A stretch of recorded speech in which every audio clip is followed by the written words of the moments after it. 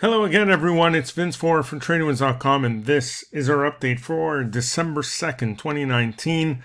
Let's take a quick look at today's markets. We did see the markets pull back sharply today for the first time in a while here. This after some disappointing ISM manufacturing data, which we'll get to in just a moment, and as well as still doubt over that the U.S.-China trade talks. But by the end of the session, the Dow Jones was lower by 268 points.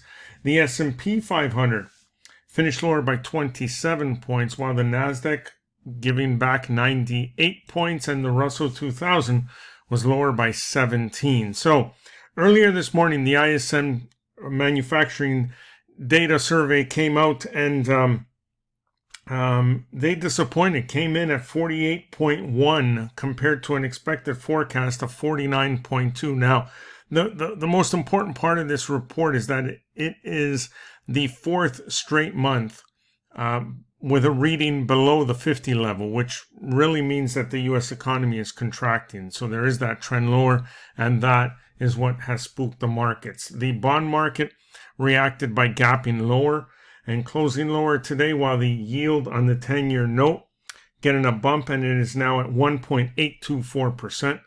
Crude oil got a lift, 76 cents or 1.38% on hopes of OPEC supply cuts. We have that meeting coming up later this week.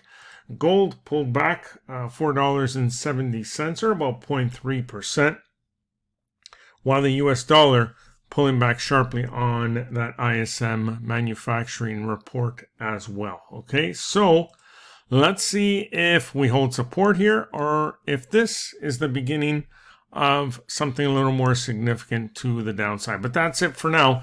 Enjoy the rest of your day, and we'll see you on our next update.